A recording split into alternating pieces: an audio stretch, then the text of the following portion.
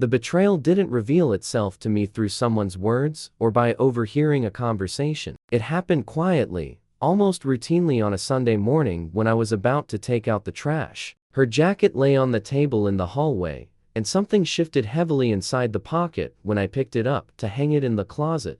I felt a folded piece of paper, pulled it out, and saw a receipt from a restaurant we had never visited together. The date yesterday, 2 meals, 2 glasses of wine, the time late evening, when she said she was working on a report. That same day, found a backup folder with photos on her laptop. She hadn't even protected it with a password. The pictures showed her smiling, gentle, dressed nothing like she did for work. Next to her was a man I had never seen before. In one of the photos, they stood close enough to leave no room for doubt. Later, I found hotel bills paid with her card. Everything was too neat and too precise, as if she hadn't even considered hiding it. From that moment on, I began noticing the small details that once seemed ordinary. Evenings when she came home far too late. Traces of someone else's perfume in her hair. Carefully washed lips, though she usually never wore lipstick. The way her eyes lingered on her phone longer than our conversations lasted. The whole picture started fitting together piece by piece. I didn't say anything to her that day or the next. I watched her movements, the way she touched her phone, the way she checked the mirror so meticulously before leaving. There were no breakdowns, no questions. I simply observed, and every day, I gathered more evidence, photos, copied messages, patterns of the routes she took when she said she was going to work. Everything changed when I saw them together in the parking lot. She sat in his car, holding his hand, and he touched her cheek the way I once did. They didn't see me. I stood a few meters away and calmly recorded the time, place, and license plate. Then she got out, hugged him, and drove away into her version of reality where I was nothing more than an inconvenient decoration. The first steps of revenge began that same evening. I collected all documents, financial records, and passwords we once shared. I calculated every expense, determined what belonged to me and what belonged to both of us. I checked our joint accounts, reviewed her email, found the confirmations for the reservations she had made in advance. Over the next days, I gathered evidence, not for a conversation, but for a strike she would never see coming. The preparation moved methodically. I removed my personal belongings from accessible places, moved important items to a safe she didn't know about. I met with a lawyer, prepared all the paperwork, and submitted requests to the banks to freeze our joint cards. She had no idea that her life was already beginning to fall apart at the seams. She walked around the house lightly, like someone who believed she was completely safe. And watching her, I knew with absolute clarity, the day of exposure, the day of collapse, was close. Discovering the betrayal was only the first step. What followed was the revenge, not emotional, not loud, but precise, quiet, and inevitable. Everything that happened afterward demanded silence and precision. I became a spectator in my own home, attentive, calculating, focused. During the day, I worked. In the evening, I unraveled the threads of her double life. Every step she took passed without her noticing the changes in me. Even when I touched her less and less, she chalked it up to exhaustion, never realizing the real reason. I installed a tracker in her car, hidden inside the inner panel. I monitored her routes, the duration of her stops, the addresses she visited. Most of the points matched the places I had already seen in receipts and bookings. A few new addresses led me to the apartment of the man she spent her evenings with. The building was new, with the closed parking lot. I stood across the street, watching her walk to the door, and the way he greeted her in the hallway. I began gathering materials that would leave her no chance to deny anything. The camera footage had enough touches, embraces, kisses. I saved everything in a separate folder, copied it onto a flash drive, and backed it up in cloud storage she didn't have access to. At the same time, I prepared the legal side. The lawyer reviewed the documents and pointed out all the potential consequences for her: financial losses, no share of the apartment, limited influence in property division. At home, she acted as if nothing had happened. She cooked dinner, left the scent of perfume in the evenings, a scent that no longer felt familiar to me. While she worked on her laptop, I sat in the next room, reviewing recordings and calculating time gaps. The tension didn't fade, but it no longer controlled me, it controlled her. She believed she was living a double life, but in reality, she had long been living inside my plan. The next stage required dealing with her social circle. I started with close friends, the ones who believed we were the perfect couple. I met them one by one under the pretense of work or shared errands. I showed them part of the materials, just enough to erase any doubts. No one defended her. No one was willing to keep her secret. I noticed how the circle around her tightened, as friends became more cautious in conversations, answered her messages less frequently, skipped her calls. In parallel, I prepared the final phase, the moment when everything would collapse at once. I removed her access to our shared documents, transferred the money to a separate account, canceled upcoming joint payments. Setting up message forwarding allowed me to read important emails from the bank and her workplace, anything involving the two of us. Everything was moving quickly but smoothly. One evening, she returned later than usual. Her hair was slightly tousled, and a faint mark on her neck was barely hidden under a scarf. She didn't know that an hour earlier, I had already received a notification from the tracker showing exactly where she had been. I did nothing to give myself away. I continued preparing dinner, placing utensils on the table, checking folders on my phone. She sat nearby, scrolling through her messages, her fingers trembling slightly. Maybe from cold, maybe from fatigue, or maybe because deceit was wearing her down more than she expected.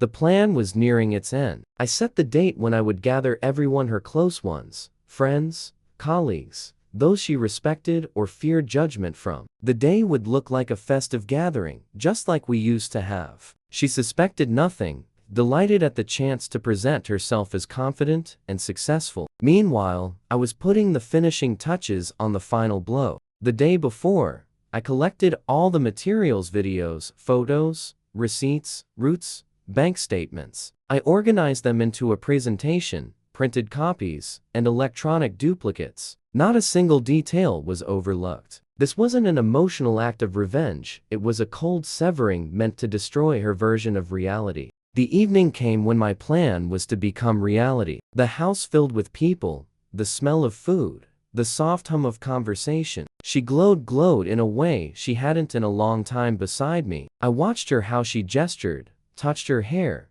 moved confidently among the guests. She was certain she was in control. But this time, the situation belonged to me. Her downfall was meant to begin quietly with precise facts that would build into undeniable truth. When the moment came, I prepared everything so her world would stop as abruptly as mine had when I first found that receipt. When everyone gathered in the living room, I arranged the scene so nothing felt accidental. The lighting was soft, but bright enough for everyone to see each other's expressions. On the table lay the album I had been compiling for weeks. Next to it, a neatly stacked pile of printed documents. No one yet understood what they meant. She moved through the guests confidently, like a hostess, certain everything was under control. I saw her measuring glances, assessing whether she was receiving enough attention. She loved evenings like this, moments when she could create an image and believe in it herself. When I gestured toward the album, the guests gathered closer. Everyone assumed it was a collection of cherished moments from recent years. No one expected to find proof of what she had been hiding. The first part of the album was warm trips, dinners, celebrations, snapshots from a past when neither of us knew everything would fall apart. People flipped through the pages with soft laughter and nostalgia. Then came the pages with evidence. A car parked outside the stranger's apartment, receipts from restaurants where she supposedly stayed late at work, screenshots of transfers she made to an account I discovered by accident, routes from the tracker marked with red points showing hours she should have been home but wasn't. The guests stopped moving. The album passed from hand to hand slower than ever. The silence grew thick. I saw how people tried not to meet her eyes, already understanding that everything was only going to get worse. She stood aside, not yet seeing, but sensing the shift in the room. The tension that minutes ago had been born from joy now turned into fear. Her movements grew cautious. She tried to step closer, but a few people instinctively stepped back, not to push her away, but because they didn't know how to behave. When she finally took the album into her hands, it was already too late. Her fingers turned the pages slowly, but her face instantly froze. It resembled cracks spreading across ice, subtle at first, then sudden and unstoppable. She understood everything. She knew I had seen each of her steps. She felt her own life collapsing. She no longer had any territory left to hide in. One by one, the guests found excuses to leave. They didn't speak. They didn't exchange glances. They simply left. No one wanted to stay in a house where someone's reality had just shattered. When the last door closed, the living room fell silent. I walked past the table, gathered some of the materials, and placed them into a box. She stood in the middle of the room motionless, as if awaiting a verdict. I didn't stop near her. I didn't look at her. I wasn't going to explain anything. I picked up my suitcase packed in advance, walked past her, and left the house. She remained standing where the truth had cornered her, in the cold space where our family evenings once lived. Outside the door, I felt relief, not because I had taken revenge, but because I had finally ended the game I never wanted to play. The next day, I filed for divorce. The lawyer had everything he needed. The bank accounts were divided. The apartment legally became mine. The car as well. She was left only with what was purchased solely under her name. News spread quickly. The people who had silently left our home now passed the truth between one another. Her reputation collapsed fast. Colleagues who once admired her confidence now looked at her with suspicion. She stopped posting on social media, a habit that had been essential to her. Her lover vanished first. He wanted no part of the scandal. He didn't respond that evening or the next morning. He wasn't ready for the consequences that came with the collapse. Now, she was alone, without support, without friends, without a story she could reshape to her advantage. My revenge continued, not through action, but through silence. No explanations, no contact, no response to her messages or calls. I became an empty space she could no longer fill. Her life slowly turned into a chain of consequences she had created herself, and mine a space without her, without lies, without shadows. Ahead awaited a new chapter, one beginning without the ruins left behind.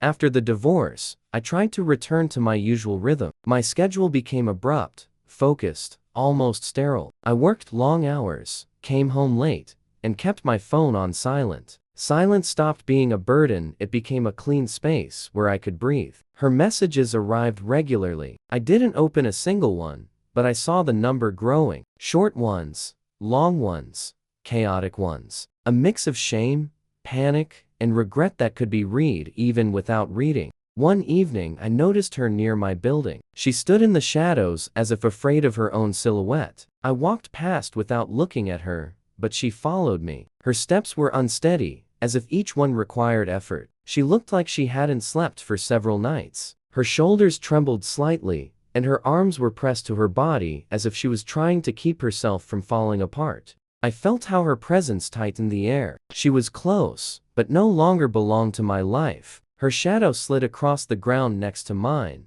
but it no longer meant anything. At home, I closed the door in front of her, not harshly, calmly, detached. It was enough for her to understand access was no longer granted. That night, she sat on the steps outside the entrance for a long time. Her silhouette was motionless. Only occasionally she hid her face in her palms. I watched from the window, but felt no sympathy, only an indifferent acknowledgement that the consequences had finally caught up with her. Her presence didn't stop me from falling asleep.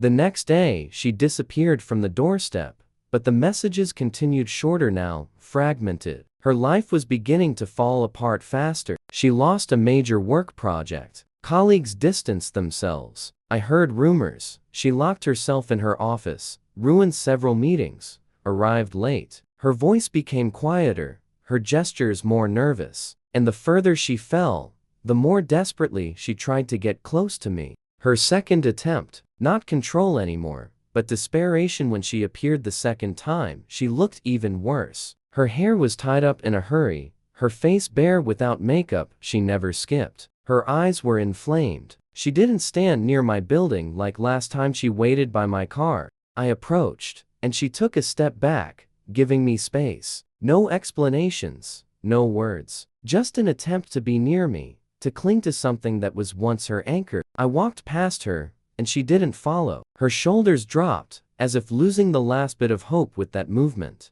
At home, I found a new message, a photo of our old bedroom. An empty room, things removed, marks from furniture on the floor. She wanted to show she was erasing our past, as if that could change something in the present. I didn't respond. Her silence lasted longer this time. A few days, no words, no appearances, no attempts. But within that quiet, I felt anticipation, as if she was gathering strength for something new. Her third attempt, transformation. A week later, I saw her again, completely different. She looked restored, but it was only on the surface. A beautiful dress, styled hair, neat makeup, everything too perfect, too controlled, too artificial. She no longer tried to evoke sympathy. Now, she presented the image of the woman I once loved. But I already saw the cracks in that picture. In her eyes, a hidden fear. In her movements, exhaustion from sleepless nights. In her straight posture, the last attempt to hold herself together. She walked past me slowly,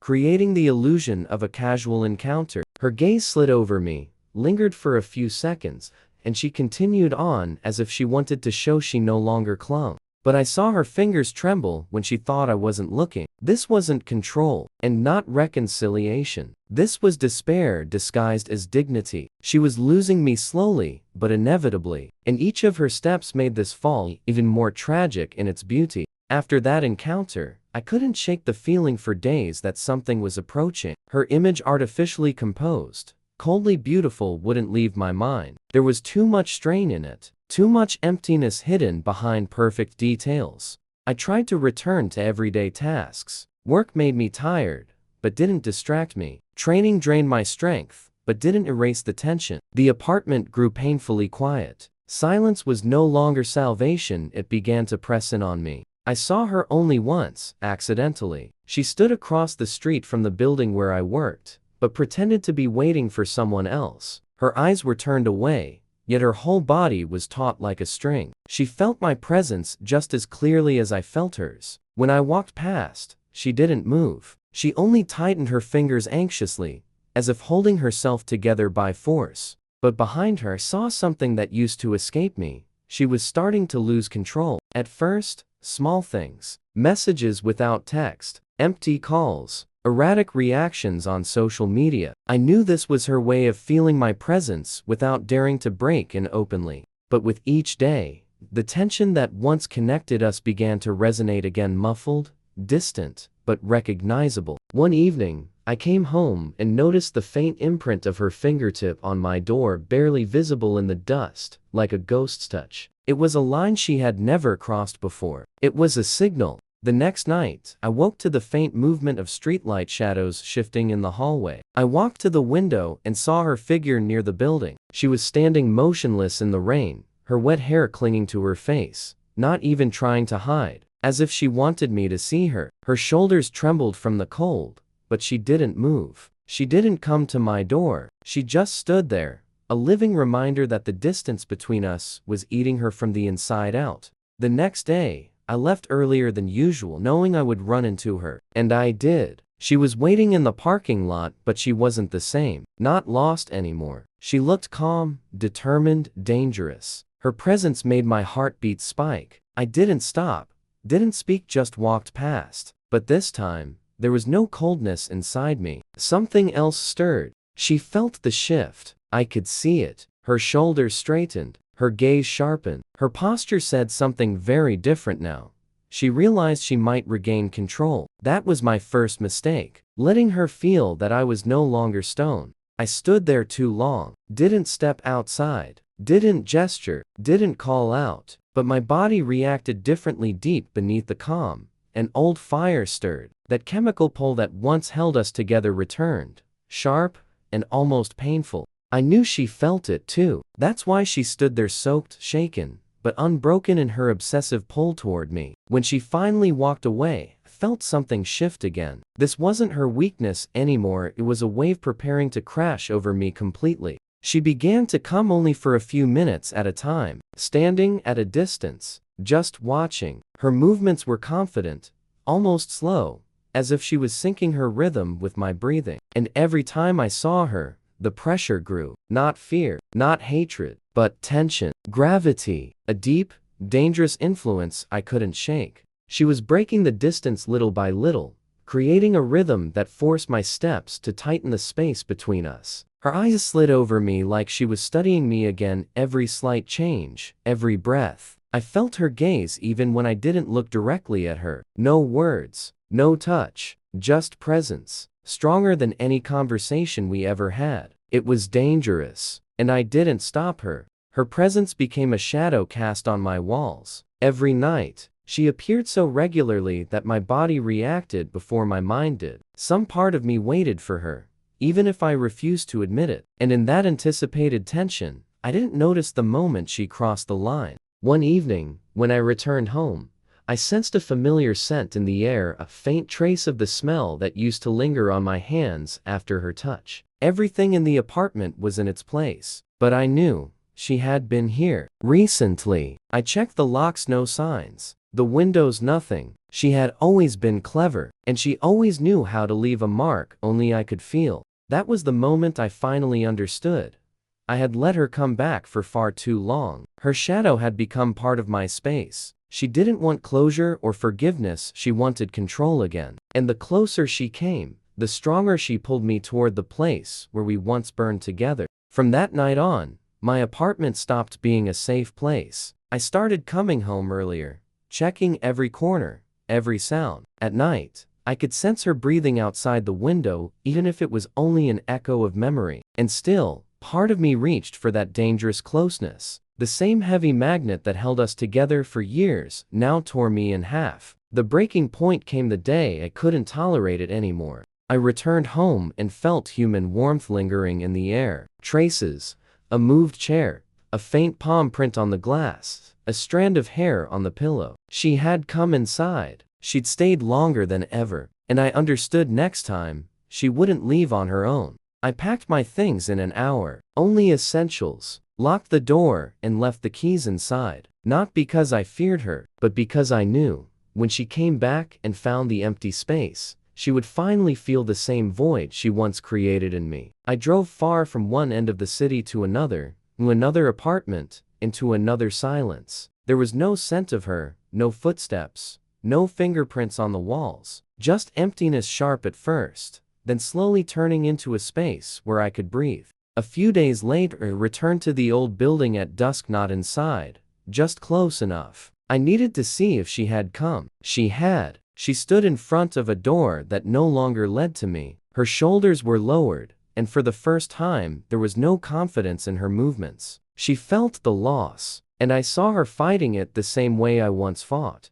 We had nothing left in common, only the silence between two people destroyed by their own chemistry. I turned away and walked off without looking back. That was our last contact, without a glance, without a word. It ended exactly the way it was meant to. She lost what she tried to hold by force, and I reclaimed what once had been taken from me, control over my own life. Her shadow stayed in the past, and at last, I stopped living in the darkness we had created together.